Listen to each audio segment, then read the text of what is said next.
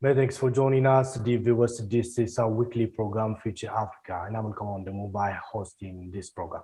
Have a good time with us. Today, I'm going to have a Zoom meeting with a Ghanaian journalist. His name is Mark Anthony Dagyenga. Mark Anthony Dagyenga is a Ghanaian journalist and a graduate of international development. Many thanks for joining me, and welcome to this program, Mark Anthony Dagyenga. Yeah, thank you very much. I'm grateful to be part. All right, just to start with introduction, would you please introduce yourself? Okay, I'm a man with very little records. I am Mark Anthony Dagyenga. I'm a Ghanaian. I'm a journalist, a senior journalist at that, and I'm interested in international affairs. So I currently am a student of international development. So that's what I can say for now. As one African fellow journalist, how are you following the situation and incidents happening here in Ethiopia? Yeah, thank you very much. I have quite a number of friends in Ethiopia.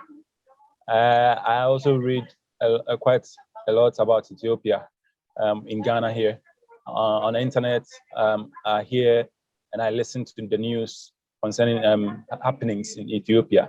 So I am aware that Ethiopia is the Horn of Africa, a country that has never been colonized before, a country that houses the African Union headquarters. Ethiopia is a big country, and so it will be in the interest of every Ghanaian or African to follow happenings in Ethiopia. What is your comment on the current pressure from the Western countries on Ethiopia? You see, it is said that any tree or a tree that has good fruits will always see intrusion or attacks from surrounding people or surrounding persons who would want to enjoy the fruits that is coming from that tree or that fertile tree. Ethiopia is a country that has very enviable records. If Ethiopia as a country that has never been colonized before, with all its resources, with a country that is a champion of Pan-Africanism, every country or other countries around will want to have the taste of the sweetness living in that country as Ethiopia. So I am not surprised to see what you may call or what you tell us intrusion or pressure from foreign states or whatever to get Ethiopia come down on its knees so that it becomes weaker for it to be colonized. I am not surprised. And I think that Ethiopia has a lot to protect. Ethiopia, politically, Ethiopia has a lot to protect. And so, therefore, the intrusion or the pressure being mounted on it from Western world is so real. Good. The United States of America is currently threatening Ethiopia using AGOA and other economic sanctions by putting economic sanctions on Ethiopia, Eritrea, and other Horn of Africa's countries. Why is this, and what is the reason behind this? You see, I think that sometimes African countries end up to be their own wolves because the leaders of African countries end up getting themselves involved in certain decisions, in certain promulgations, in certain international agreements that at the end of the day end up affecting them. AGOA, in my view, even though has an American superiority, has involvement of African countries in bringing out that particular law. So if at the end of the day, it ends up being used against an African country, such as Ethiopia, it means that Africans themselves are part of it and they are aware of how injurious that law is or will be against them. So if America is saying that they are threatening Ethiopia to sanction it using the AGWA and other sanctions, it's partly because Africans called for it. That's why it so happens. We have given them the power. If we haven't given them the power, why, what temerity, what authority will America have to say that they will sanction Ethiopia or they will use AGWA against them? I mean, it's because Ethiopia fell into the agreement and they are part of it. That's why it is so. So I think that, honestly, if Ethiopia or African countries really believe that they have what it takes to be independent, they have what it takes to be dependent on themselves, no African country will be afraid of any sanction from any international body or from any country or superpower. Africa has all the resources that is needed by the global world. And so it can't be possible if really Africa has its own power. It can't be possible that an external body will use AGWA and other sanctions to threaten that particular country. That's what I can say. Currently, many people are saying that Ethiopia is fighting the Africa's battle against the Western pressure and the intervention. Do you agree with this point? Many African countries have gone through hectic times. Even my country, Ghana, can't be eliminated or can't be an exception. Many African countries have struggled a lot to gain independence. So as we all know, as I've said earlier, Ethiopia that has never been colonized, the pressure coming onto it from external countries is high. But then, when Africans are actually united, it wouldn't be the case that Ethiopia will be seen to be fighting this battle alone. If Africans are really united, this battle will be an entire thing for Africans. We should never, in a way, see Ethiopia being the lone country, going through this. This is the time that African countries need to come together to join Ethiopia to ensure that this battle of misunderstanding, this battle of war is actually tamed and, killed one time and for all. So maybe Ethiopia hasn't made a call, but African countries shouldn't wait for Ethiopia to call. Ethiopia is in dire need now. So genuinely, African countries should come on board, be together with Ethiopia, and ensure that there is peace at last in the Ethiopian country. Good. If Ethiopia is currently fighting the African battle, why the African countries, the rest of the African countries have failed to join hands with Ethiopia and show their solidarity by standing by the side of Ethiopia? When we see in this present day and time that countries go to the so-called superpowers for foreign aid, they go for loans, they go for other things that they think they need to develop themselves. In a way, these countries have put their fingers in the mouth of the lion. So they are afraid that should they do something to offend the external bodies or those foreign countries, then their assistance will be blocked. They may not get further assistance. Perhaps that's the reason why they seem to be afraid to come in publicly to help Ethiopia in this cause. But honestly speaking, that's why there arose the need of Pan-Africanism.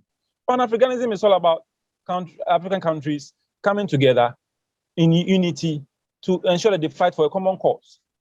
So if Ethiopia is in trouble now, and African countries are seen far away, not coming in to help, it means the Pan-Africanism spirit is dying, or should I say, it's even dead.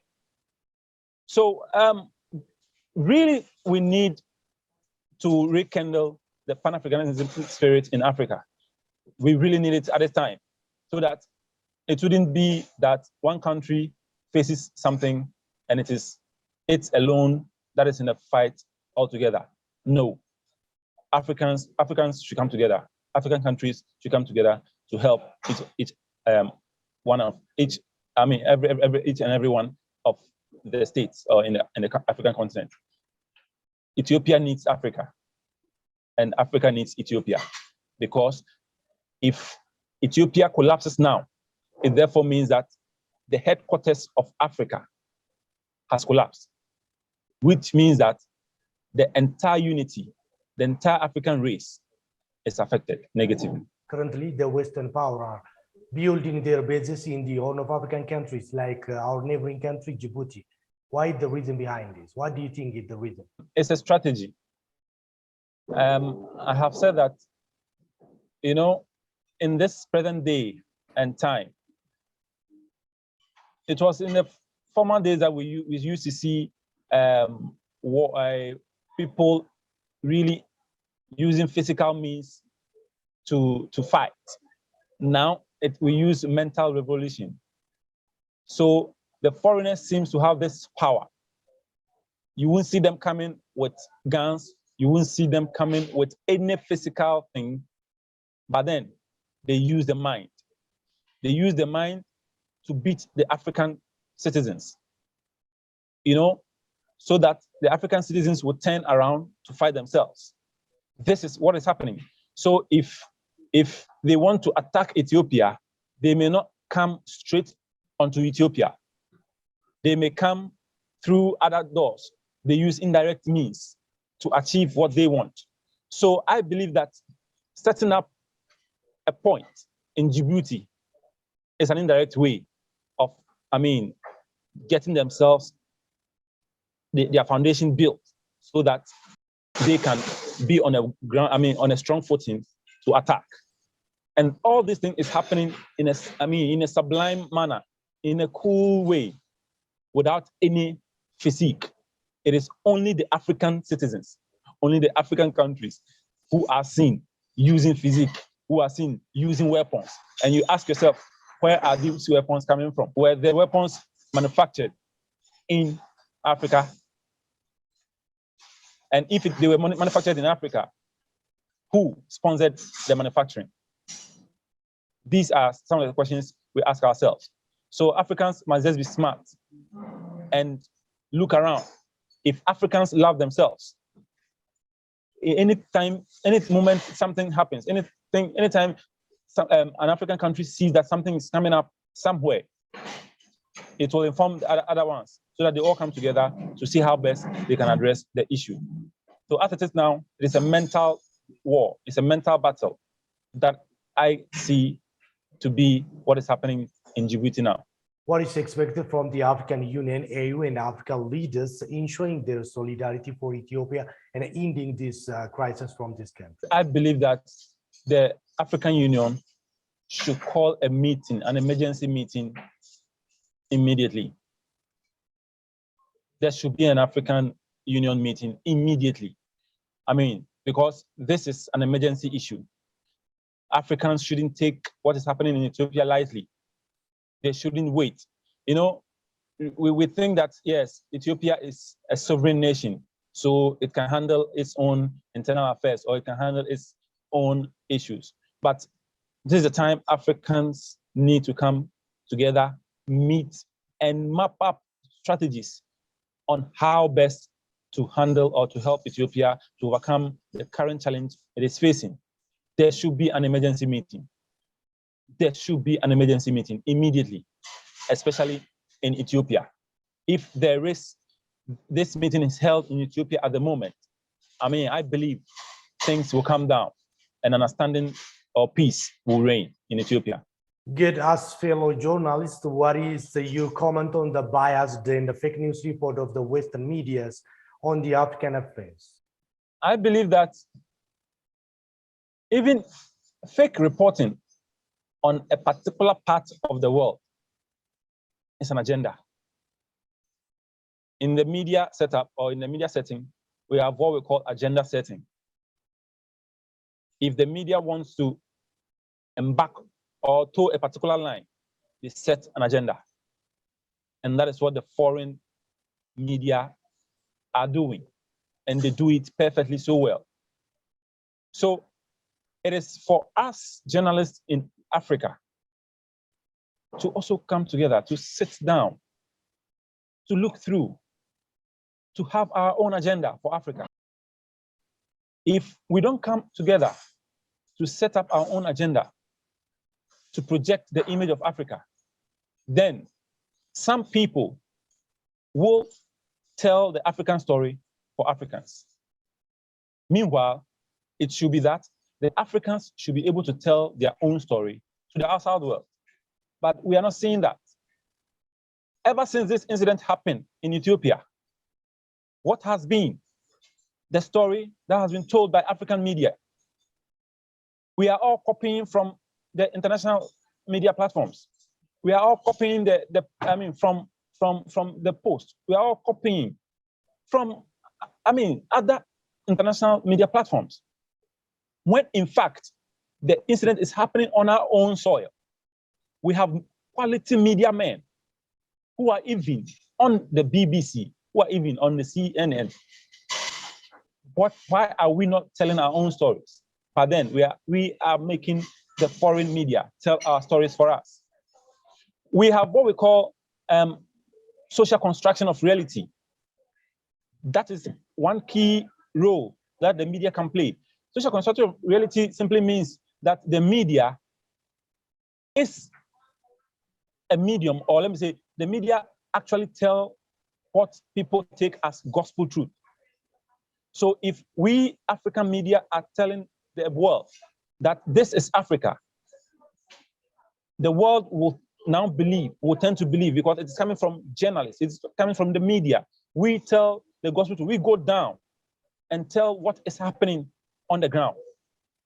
So we are unable to create our own construction, of reality. We are unable to do that to the world. So the international media platforms are rather creating this platform for us, which is very bad.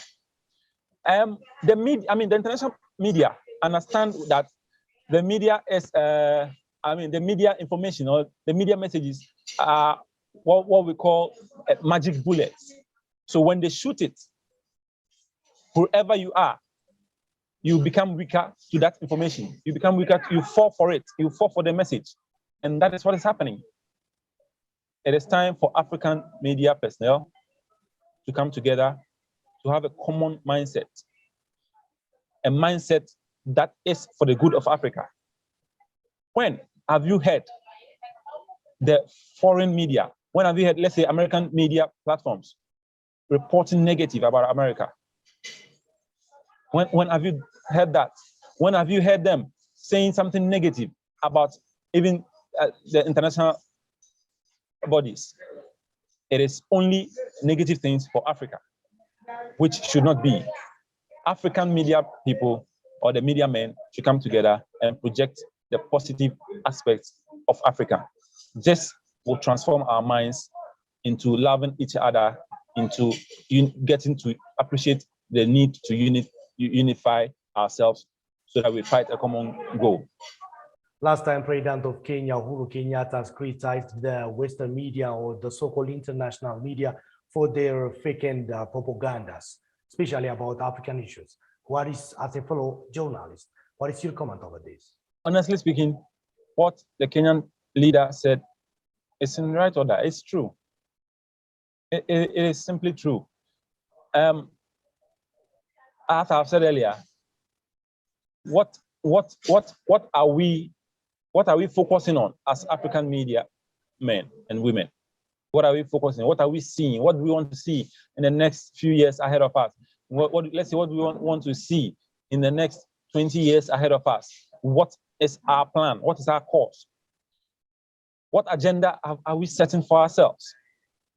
Is it that we set the agenda to speak positive about foreign countries, but speak negative about our own land? Is that the agenda we are setting for ourselves? And is it helpful? In any case, Is that what the media is meant to be? No.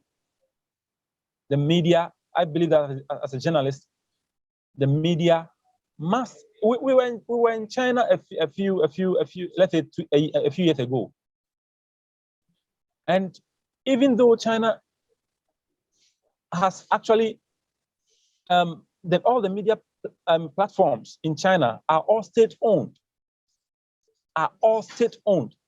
and hardly will you see any China media showcasing anything negative about China.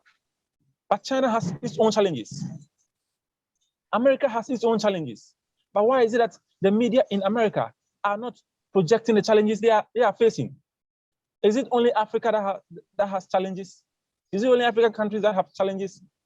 No. Every country, every human being has a challenge. But we all have to think about improving to overcome the challenges we are facing. That is what African media men should understand. If our aim is only to project the negatives of Africa and make our image look dirty, even in the eyes of our own children, what are they growing up to come and think about Africa? This is the time for the media to use the media platforms they have to change, to transform the mindset of the African. Africans, we have every resource that the entire world needs. So once we have the resource that the whole world needs, it means that the world, the superpowers will do everything possible to ensure that they tap into the resources that we have. And that is what we must be smart about. Journalists must be smart about that and also work towards improving our situation in Africa. In overcoming the current challenge that Ethiopia and many African countries are facing, what would be the role of journalists, African descendants and the born journalists in telling the world the real situation in this country? Let me use this. Polarization is also one thing that is affecting Africans and even the media now. We think that, yes, I am for this particular political party, so I'll report things in favor of that political party and report things against that political party, forgetting that we are all one. We are all Africans. So the fact that I belong to a party A, or I belong to this front, doesn't mean that we should more or less deface ourselves in the eyes of the world. So we shouldn't polarize. We should actually focus on the good of the world. This is the time that other African journalists will go to Ethiopia. I think that when we have, let's say, me as a Ghanaian journalist, I come to Ethiopia and I'm reporting things on the ground. I will report on an independent point of view where I won't be in A or I will be against B. No, I am a neutral person. So this is the time that Ethiopia should, go in line with other African journalists, invite them over, put them on the ground, and then we see, we get them reporting from the ground on a very independent way. By that, the world will get to know the actual cause of the challenges in Ethiopia at the moment, and then know how and what to do to solve the challenge. This is what I can say. Good. Why Pan-Africanism is getting a weakness of this recent time? I've just said one, polarization. Polarization. Yes, ethnicity. Ethnicity is also one of it. I am an Ashanti. I'm in Ghana, so I'm an Ashanti. Somebody is also a Northerner. When we think that the Ashanti think that he or she is more important than the Northerner, it will reduce the love that is within us. It will reduce the unity it will bring out enmity between us. So I will begin to, envy or see my neighbor as my enemy. That is what is happening. Pan-Africanism goes beyond ethnicity. Pan-Africanism goes beyond political party affiliations. Pan-Africanism goes beyond even preferences of the individual. Pan-Africanism means we should all come together. Pan-Africanism means respect. We should respect one another. Pan-Africanism means tolerance. Africans seems not to be tolerating each other. They seem not to be tolerating each other's views. And this is what is affecting Pan-Africanism in the continent. So if we are focusing on our selfish interests against the welfare of the general good, then Pan-Africanism won't succeed. That is why we are seeing Pan-Africanism coming down gradually, even if I won't say that it is actually dead. But if Pan-Africanism was still strong or stronger, Ethiopia wouldn't be going through what is going now. Ethiopia would have seen a lot of African countries coming in to ensure that there is peace at large. That's what is happening. We need to come up and make sure that we strengthen and revive the Pan-Africanism spirit in Africa. Well, in reversing this situation and in general, what should be the future way for Africa? Let's see ourselves as one.